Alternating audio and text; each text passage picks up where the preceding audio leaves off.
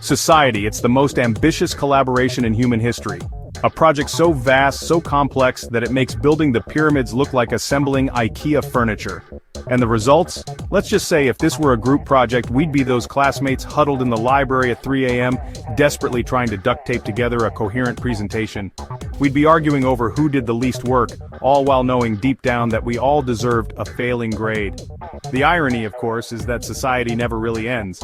There's no final exam, no merciful conclusion to this never-ending group assignment.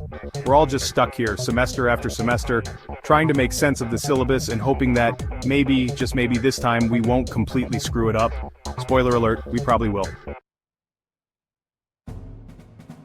Remember when a roof over your head and access to clean water were considered the benchmarks of a functioning society?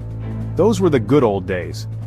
Now try telling someone they can't check their Instagram feed because they've exceeded their data limit. You'd think you just revoked their right to breathe.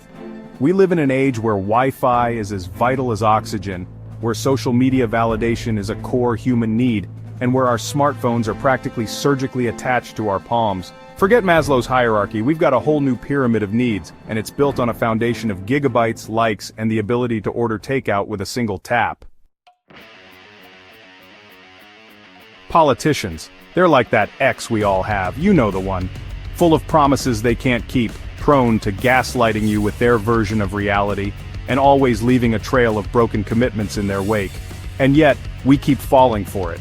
Every few years we convince ourselves that this time this candidate will be different.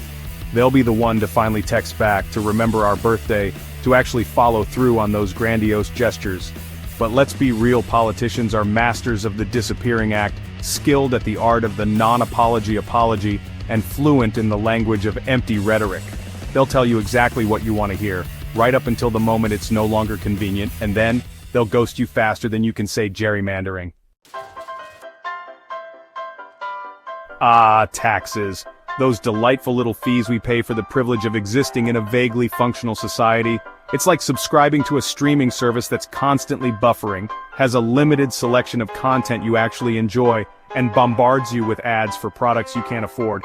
But, hey, at least we get some perks, right? Like roads, sometimes, and schools, sort of, and don't forget about our world-class healthcare system.